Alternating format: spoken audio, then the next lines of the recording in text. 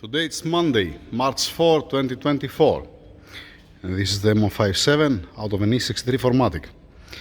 This is the same engine that I showed you in the previous videos with the old timing chain, the old part number timing chain, the one that I showed you that, yeah, for the plug here. Okay, now today, what's the plan today? Taking it apart, opening completely the engine. I have a bucket for the oil, I'm wearing gloves, I have a toolbox, I have a big table here next to me to place the parts. Priority 101, checking the cylinder walls for scoring. With the camera, through the camera, I didn't show any problem. Now the final call is going to be when we're going to open the engine. Forget about the timing components, cam adjusters, timing chains, the intermediate gear, the gear for the crankshaft down, and all these things, guides, they're going to be all brand new. Alright, and start working on it, start taking it apart, like any other time. I hope to be, see, it looks like that nobody opened before, because I can see the sealant from the factory, so nobody pull out the cylinder heads. That's a good one. This is a good one, because here when they start opening the cylinder heads, I have seen big explosions inside. Let's open it to see what we're gonna find. If I saw something wrong, I'm gonna turn on the camera to continue with the video. Now, I'm not gonna start saying about the bolts, if they mismatch the bolts, if it's not at the correct place. This is, forget about that. The check valve, it's new one, you know, I have to open the vacuum pump at the end. Alright, coolant temperature sensor back over there, okay, fine. Now, enough, stop talking, start working. If I see something wrong, I'm gonna make a video, otherwise you're gonna see the video on the, why there is a screwdriver mark here, yeah, otherwise you're gonna see, I'm gonna start the video when I'm gonna open the cylinder heads to see the cylinder walls. Yep, that's the plan. Let's start working. I know I said don't talk about the bolts because that's not something new. The surprise is going to be all the bolts in place as supposed to be, because some people, it's very difficult to understand why this M6 bolt, it's a guided, and what's the difference, let us say, with this bolt that's not guided, or the length of the bolt. As an example, this 30 Torx M6, you see that's different height. This is supposed to be the same height, actually, same length, and this is for the coolant pipe that goes for the turbochargers, the plastic one. But never mind that. This is a drop in the ocean. It's not something new. Like I said, the surprise is going to be in place.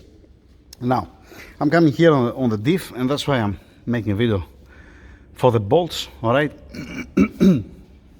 The bolts that's holding the diff in place, there are 4 bolts in total.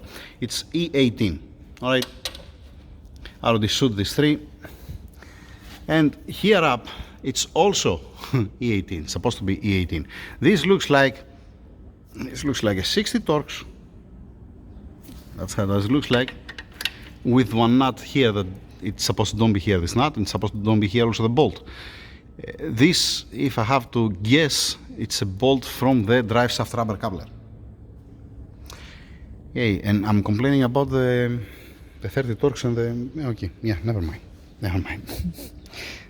Another one thing before I continue, the thermostat, it's been replaced. This is not the first thermostat. Why I'm saying that? Because the thin o-ring is in place, the seal, you can see that's in place, and the inner seal is in place. So I might found inside the seal of the old thermostat, except if they changed the thermostat before it failed the seal. I'm talking about the inner that's down over there. We're gonna see, we're gonna find out when I pull out the cylinder heads. Meanwhile, what the, oh no, it's okay, it's dirt, yeah. The bolts was a mess, alright. Turbo charger here has seen some better days. You see the fin? Yay. Yeah, okay, never mind. Let's continue. One lesson. If you don't know where they're going, the bolts, at least mark it. Put it in one bag and write from where you remove it, you know. Yeah, all the pulleys from there gone. This makes sound and spins forever. It's supposed to don't be like that. Okay. Classic. Forget the pulleys. I'm gonna put a new one. And the water pump, obviously, as soon as it makes sound, you don't keep it. You don't want it. Let's continue. I went inside of the engine room to get the hammer puller for the guide pins and the special tool for the hydraulic lifters. Grab one cigarette, get also the phone, make one video. What did I said before? I said that this we're gonna have only the two brackets. We're gonna miss the front bracket, and that's how it is. And it doesn't have a check valve. Alright. And it has also the old timing chain tensioners, the old part number I'm talking about. Alright, and there are 4, 2 per bank. Alright, now if I have to guess what they have done, I'm gonna tell you what I believe what they did. They found one engine from a rear wheel drive, because the sealant that has here up, it's from the factory. It's from the factory. They resealed the covers here front, that's why you see all this mess, so much sealant in both banks. And they changed the oil pan and the oil pickup tube. Nothing wrong with that. I'm just saying that I can see how much sealant has. The timing cover has never been open. But you see here. By the way, this bolt that's longer, all of them are 5.7s, they have 145 torques that's here on the timing cover that's longer. All of them. So, yeah. That's what I believe that they did. Hey, the seals, gaskets and all these things going for scrap, obviously. Alright, now let me remove the pins and then taking also the hydraulic lifters out and then lift up the cylinder heads, remove the cylinder heads. Yep, that's the plan. Let's continue. I need to get inside the fuel injectors, the high pressure pumps with the followers and the oil heat exchanger. These need to go inside of the engine room. Turbochargers, I've seen some better days. It's all over the place.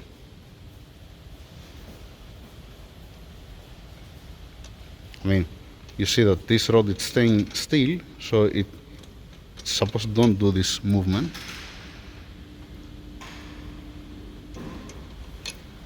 And the same story also with this one.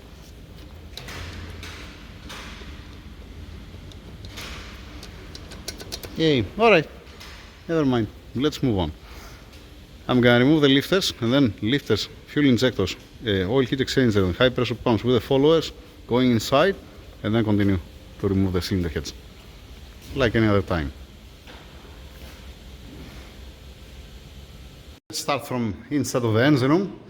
The classic parts that I'm bringing inside of the engine room all the time to don't be contaminated are already here, okay? And let's go out to have a look at the engine. Here we have both cylinder heads. I didn't see any problem, I don't see any crack by any means, just only carbon, this is normal, okay? Nothing wrong with the cylinder heads, okay? Then, head gaskets down, obviously, I took them out, alright? Front of the engine, rear of the engine, I didn't move any of the marks, I keep it here, there is a reason, because you can identify the engine, that we are talking about the same engine, alright? I think I have another one. No, this is the Mo56 closed deck. That's the DASA. The other Mo57, it was for scrap. Ah, it's here. It's here. It's here. Yeah, this forget it. This goes for scrap. It's not. This is the one with the racing front main bearings, the number 1 that you can remove it without removing the crankshaft bearing cap. Alright, that's different engine. That's the thing. And I don't have another Mo57. I have the other one that I already built it inside. Yeah. To the point, right? Yay. Number 5 cylinder. Looks acceptable. Looks nice. You see, I can see the piston ring from here. I can see the piston ring from here. Number 6 cylinder. Same thing, barely. If I put it on the machine surface that I have inside, you're gonna see that it will gonna be bent. But acceptable, it didn't touch the cylinder wall. That's the most important thing. Number 7, same thing with number 6. See that the gap is greater from here. Let's go from here. Minor, not something crazy. As soon as it didn't touch the cylinder wall, I'm super happy. Alright, same thing here. Let's go to see the bank one. And by the way, did we found the seal from the thermostat? We can see anywhere. Still has some coolant inside. Yeah, we can see later. No worries. Then, bank one. My concern is the number one and number two cylinder. Let's start from number four. Number four looks acceptable, looks okay. Number three, acceptable, looks okay. Nice. I'm showing you the piston rings. So definitely these two cylinders, you're gonna be fine. Now, let's go to the number two. Number two, you see that's being cleaned here and you don't see the piston ring. And here you can see the piston ring, but here you can't see nothing. Hey, I hope that didn't touch the cylinder wall. I think that I saw through the camera that it didn't touch the cylinder wall, and I hope to be right. The number one cylinder, some scoring here up. Alright, but see here how near the cylinder wall is and how far out it's here. Like I said, when I checked with the camera and I said that it has bend connector rods, it was not out of my mind. You know, I saw it with my own eyes. I put the camera inside and I saw literally, physically, this, what you see here after removing the cylinder head. Alright? Why I'm saying that? Some people, they're saying, no, I don't have a bend connector. It's fine, it's okay. I'm not gonna argue with anybody. Believe whatever you want to believe. Alright? So, I'm gonna tell you one story. A couple of weeks ago, it came one customer here with M57 engine. And I explained to him when he was pushing the car, when he was accelerating, he was loading the car, there was a fault with exhaust camshaft, if I remember right, bank 1 or bank 2. That was not on timing related to the crankshaft. Alright, that was one thing. Second thing, had bend connector rods and had much more than 2 bend connector rods. And there was a scoring also on the cylinder wall. So I advised him that, you know what, do not spend money. Either you're gonna sleeve it and you're gonna put piston connector rods, or you find one used engine, you know, exchange it, go on the scrapyard where they're selling these engines, let them remove your engine, put another engine, let us say that's much healthier, and call it a day. Now this gentleman, he has all the rights to go wherever he wants. He went to another place and he said that we tried to cheat him, that we tried to sell him a build engine. No, we didn't try to sell a build engine. We said that you have these options, it's a ticking bomb, your engine, alright? On the other place, they called us and they said, you know what, we changed the PCV and the car is fine. Now, how by changing the PCV, you're gonna solve the scoring and the bend connector rod? I have no clue. Honestly, I have no clue. This is beyond my mind, you know, it's something different. Or how you're gonna fix the timing, again, don't ask me, that's what they said. Most probably what happened, what I believe, again, scenario, I'm just guessing. They removed the fail-safe from the ECU, whatever safety had the ECU, and that means, you have seen that before, there are some cars that you pull out the ignition coil, it's misfiring, but there's no check engine, there's no fault, and it's continuing running the engine. Most probably what they did, they removed the fail-safe, so even if it comes, if one comes after it's out of timing, as an example, it doesn't care the ECU, it's keep running. It's not something new, unfortunately, here in this country. They're doing that. And this is how they explode pistons, how they are melting pistons, and because you have the same ignition timing, no matter what, if it's knocking or not, you have the same boost, same ignition timing, same fuel mixture, and the engine keep running, and the ECU doesn't care about the knock sensors. It doesn't make any correction. I have seen that, I don't remember how many times. Back to the point. Number one, number two, I hope the cylinder wall don't have any more damage than this. This is the ideal gonna be to be like that, to don't have nothing. This is fine. This is okay. This is not okay. Let me continue, because now to continue I need to clean it, because there is, you see, some sand inside. That's not the ideal. I need to turn the engine, wash it here, wash the cylinders to don't have nothing inside, bring the pistons out of the center, clean the pistons, clean the carbon that has all around here, mark the pistons, because like I've said 1 million times before, it gets married with the cylinder. With whatever runout has the cylinder, the same similar runout you can have the piston. And it's not clever to change the number 1 piston and put on the number 2, or the number 2 on the number 8. When you make only connecting rods, okay? And again, even if you put a new piston, it's not going to be the ideal. For what reason? Because again, whatever runout has a cylinder and the piston, this happen graduate from the beginning of the life of the engine. Makes sense, I think, I hope. If you get the measurements, you'll understand what I'm saying. It's a good lesson, not only for this engine, not only for the 157, for any engine. It's not good to mix up the pistons if you're planning to reuse it again. Alright, any seal anywhere? Let me turn it to empty it. There is any problem? No, there's no problem. I can just turn it. Yeah, like that. With one way or the other, I have to turn it actually. Aha.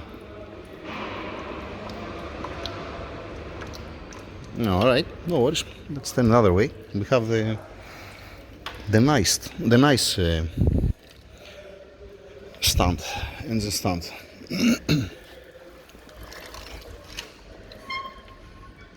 Alright, do we see any seal here anywhere? I see some garbage down over there. It will overheat the phone. Let me get the pic to see what is this down over there. Yeah, it's not ideal. I need to get a different light. Mr. Derek, can you bring me one light, please? Let's see also from the other side. A light, please. Yeah, you want me to show you a video?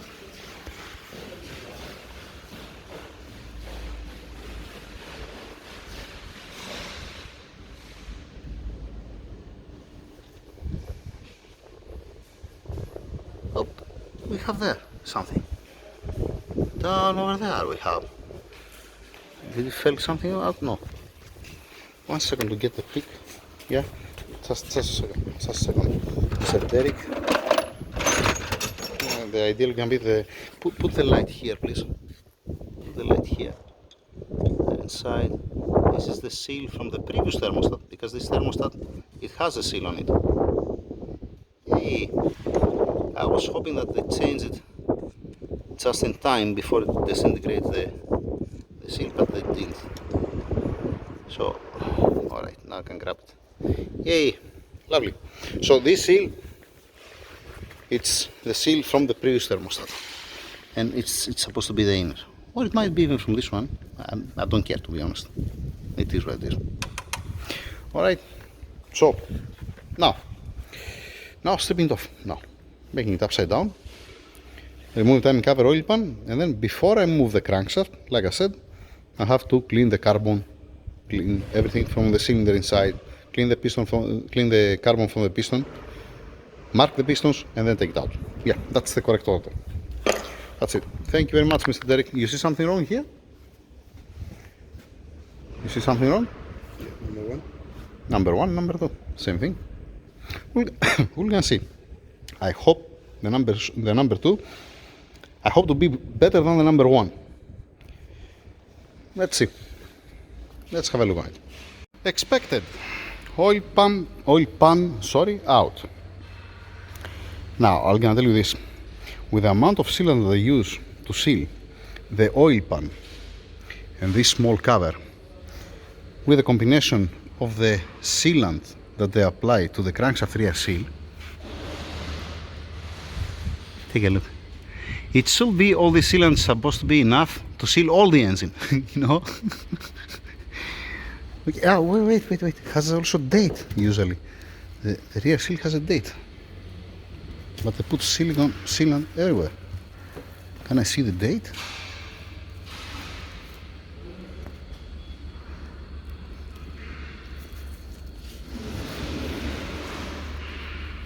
Nah, don't see nothing.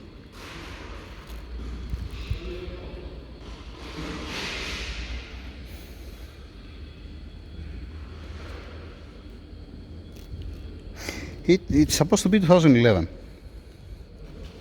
Okay, then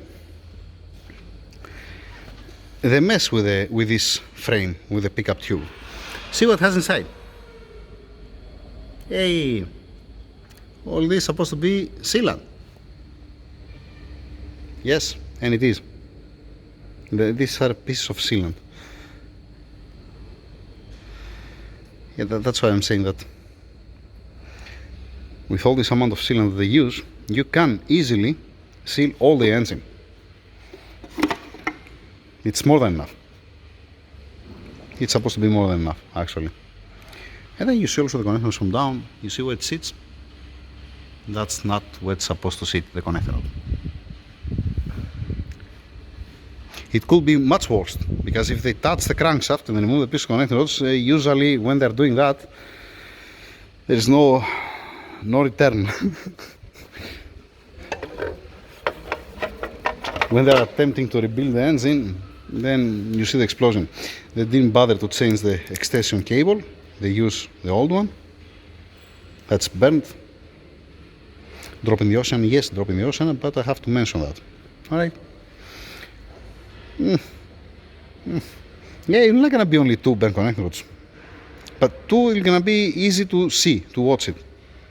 You're gonna be in any surface where you're gonna put it, you're gonna see that you're gonna be all over the place. Yeah. It hasn't even cured. What kind of sealant they use? Did they use the Mercedes, the original one? That's why. But by the way, it was very easy to remove it. I'm happy. Also, they didn't degrease this area and didn't stick. There was some oil, probably. But yeah, it is what it is. Let me continue here, remove the timing cover. I haven't spun the crankshaft by any means. I haven't even touched the crankshaft. Alright. Here you can see what I was saying earlier, that the timing cover, nobody touched it, and the cylinder heads. You see the original sealant from the factory. Don't ask me why they're applying sealant here from the factory. Me, I'll never apply. I never had a leak from the head gasket. But it is what it is. You want to apply, put. You don't want, don't put. Up to you. Up to each person who's closing the engine, right? Let's continue. Let's remove the timing cover. Now, how are we gonna turn it off? I'm full of oil. Yay! Oil pump inside of the engine room. The guide, obviously we're gonna replace that. We're not gonna put the same one. It spins fine. And if you think about it, from the oil pickup tube, the screen that has the oil pickup tube, you're not gonna let any big chunk of sealant to enter inside. I don't think we're gonna have any problem. I'm gonna open it like another time. The secondary oil pump that's sucking the oil from the turbochargers is dumping it here, and the primary, just for a peace of mind. Guide is gonna be a new one. The extension cable wiring is gonna be a new one. 99% is gonna be fine, but to be 100% sure, I'm gonna open it. I don't see glitter anywhere in the engine. That's a very good sign. That means the crankshaft main bearings, connector bearings, yes, they're not gonna be like brand new, but they're not gonna have a failure, it's not gonna be critical. Alright, and from whatever I see, it doesn't have more than 100,000 kilometers the engine. I might be wrong, that's my guess. I believe because either if they bend the connectors on the rear wheel drive, most probably they tune it. If it was fine and then they put it on the 4matic, they may bend it on the 4matic, because M057 4matic. And if you make also one light tune, you already know that, what I'm gonna say. But once again, gentlemen, that's me, alright? I'm not saying that that's the rule. This is what I see here in this country, in this market, all the time. And again, if I don't have evidence, I'm not gonna, I don't think so that I'm so stupid, to say that you have burnt connectors and to don't have burnt connectors, because I'm gonna be the one who's gonna open the engine and you're gonna see literally. It's not a software, like I'm saying all the time. It's not a software to delete it or to flash it back to stock and nobody can understand what's going on. It's a hardware. It's there in front of your eyes. So that's why I'm not going against anybody. If you think that by changing the PCV, you're gonna fix the scoring in the cylinders and make straight the connector nodes, and you don't have after that the out of timing, the exhaust comes after, this is fine. It's okay. It might happen. I'm not saying, weird things is happening in this world. You never know, right? Let me go to continue. And that's it for now. I have removed the pins from the deck. Okay. Once again, I haven't touched the crankshaft. I can see the color code of the main bearings. Okay, we have yellow, red, and red. Okay, I should have these bearings. I have 3 boxes full of crankshaft main bearings and connector bearings. Okay, I'm gonna make it also upside down to see the rest. Now, what's the plan now? I need to remove these pins, 1, 2. I didn't brought the tool outside. I brought the other tool to remove the pins. I need to remove also these 2 pins. One's there and the other one's there for the crankshaft rear seal. Let's align it. Okay, crankshaft looks beautiful, by the way. It might not need even a polishing. We're gonna see. The important thing is to see the cylinder wall, especially the number 2 cylinder. That's the most important thing. This. Then from down, okay, piston connectors out, crankshaft out. When the block it goes for sleeves, you see me, I'm removing the pistons, I'm throwing down the floor, and then I'm giving back to the customer. It's not our property, and you cannot reuse it again. All right, because if the block it goes for sleeves, and you're gonna change piston connectors, you're gonna put a new one, new pistons. You're not gonna reuse the old one. But in this case, on the drop-in connecting rods, on a case that you want to reuse again the pistons, you have to be careful with the pistons and the piston rings and the cylinders, because if I make any scratch, you're gonna have a blow by. Then you're gonna make the spark plug wet, and then every 1,000 kilometers, the same symptoms like the connecting rods. When they're bending the connecting rods, consuming more oil, the cylinder, it comes the spark plug full of oil, then it starts a misfire, and then you have to clean the spark plug every 1,000 kilometers until it bend that much, and it's burning that much oil that it's touching the piston to the crankshaft. Because I have seen even that, to be that much bend the connecting rod that the piston literally it's hitting on the counterweight of the crankshaft. But that's not the case, obviously. Looks promising, like I said. Looks promising. Now, tensioners, what you see here, forget it. Goes for scrap. Timing chain there, the gear for the crankshaft, the intermediate gear, this one, the bush for the intermediate gear, the cam adjusters, the crankshaft rear seal, the seals for the timing cover, this for the coolant, the other one for the heat exchanger, and all these things, classic like any other time. By the way, the chains also, I saw that they have changed the fitting for the breather. It's a drop in the ocean, but I'm not gonna use it again. I'm gonna put a new one, fresh one, to be okay. So that's the status. Later today, I'm gonna upload another video when I'm gonna remove the carbon from the pistons and from the cylinder wall here up, and I'm gonna clean also the surfaces. And to be nice, then I'm gonna be able to spin the crankshaft and removing the pistons one at a time. Why I'm keeping the oil filter? I check it at the beginning. It doesn't have nothing, so it can go for garbage, right? Yeah, put it over there with the rest of the garbage things. It looks like that it will gonna be fine. I hope to don't get disappointed when I remove the piston number 2. That's the thing. All right. See you again later tonight. Thank you.